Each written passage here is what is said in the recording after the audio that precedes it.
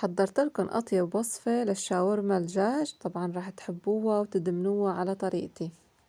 راح أحكي لكم بهذا الفيديو عن أسرار الشاورما لتطلع معكم طرية وجوسي وما تكون ناشفة، مع خلطة بهارات لتطلع معكم أطيب من المطاعم. عندي هون البهارات: فلفلة ناشفة، كزبرة، توم بودرة وبصل بودرة وملح وفلفل أسود وبابريكا مدخنة وهيل. هي البهارات اللي راح أستخدمها لنقعة الشاورما. وراح أضيف كمان معلقتين 3 معالق كبار من اللبن الزبادي، وراح أضيف كمان معلقة صغيرة من دبس الفليفلة يكون حر شوي، بالإضافة لدبس البندورة أنا هون كمان استخدمت معلقة صغيرة. وراح أضيف كمان برش الليمون وبرش البرتقال. وعندي هون كمان ميكس من عصير البرتقان والليمون، تقريبا عصير ليمونة ونص برتقانة. وضفت كمان فنجان صغير من خل الأبيض. وراح أضيف كمان زيت زيتون حسب الرغبة. وهاي هي المكونات اللي بحتاجها لخلطة الشاورما. هلأ بخلطهم كتير منيح حتى تختلط عندي المكونات مع بعض وتتجانس. وراح أضيف كمان سنة تومة بهاي المرحلة، طبعا التومة حسب الرغبة فيكن تزودوا الكمية.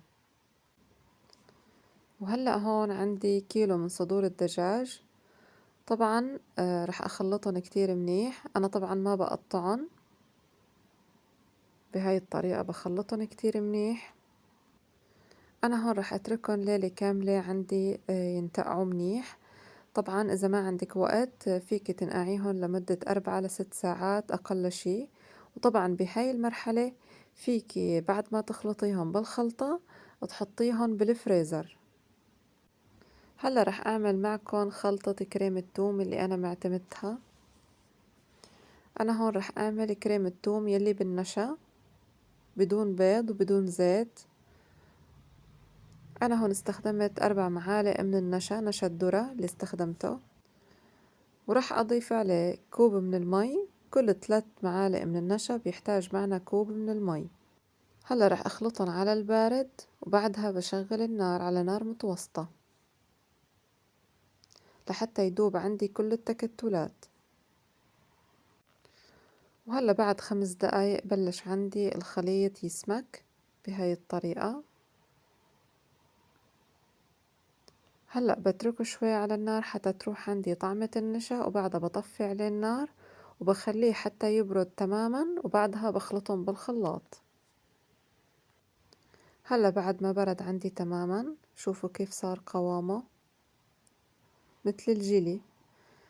ببلش اني اضيفه بمحضرة الطعام، طبعا فيك تستخدم الخلاط او بالميكسر.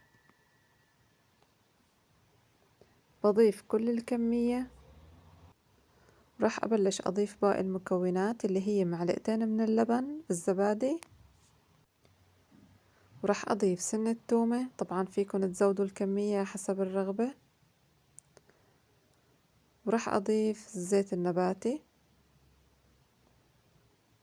طبعا هاي الكمية اللي استخدمتها تقريبا معلقتين كبار. وراح أضيف رشة من الملح. وراح أضيف ربع معلقة صغيرة من ملح الليمون. وهلا بعد ما خلطتن لمدة 5 دقايق صار عنا جاهز.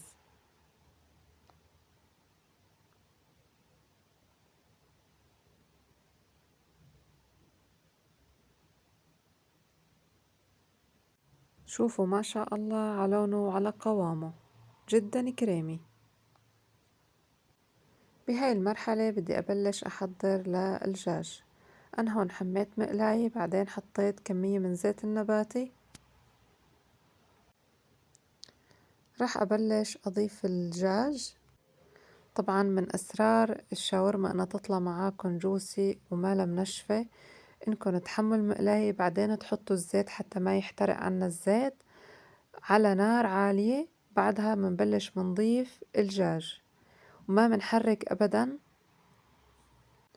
بهاي المرحلة بلش ياخد عندي التحميصة يلي بنحصل عليها بالمحلات أو بالمطاعم.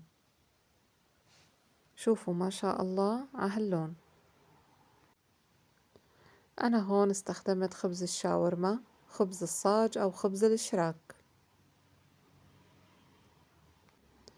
هلا رح أبدأ أقطع معكم الشاورما بعد ما انتهت عندي بهاي الطريقة. شوفوا ما شاء الله كيف قلبها أبيض ومستوية عندي وطرية جوسي، بتتقطع معي شرائح بكل سهولة نفس ما بنحصل عليها بالمطاعم.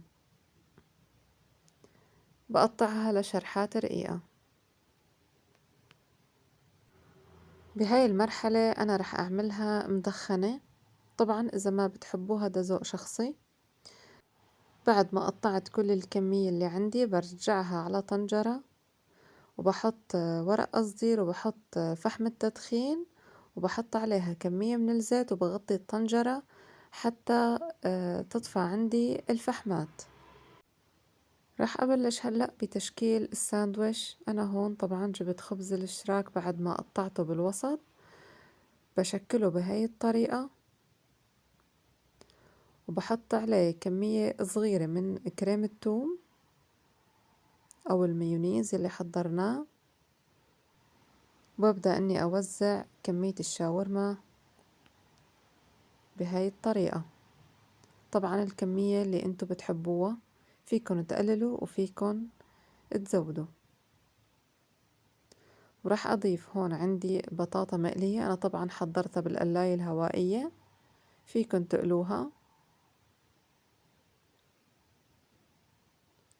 وعندي هون من شرايح المخلل، أنا هون استخدمت مخلل الخيار.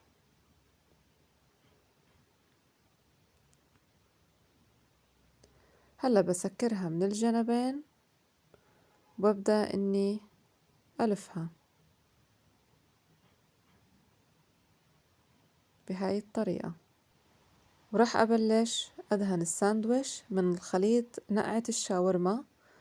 أنا طبعا لما نقعت الشاورما خليت كمية صغيرة لحتى أدهن فيها الساندويش، بيعطينا طعمة ولون كتير حلو عن تحميص الساندويش.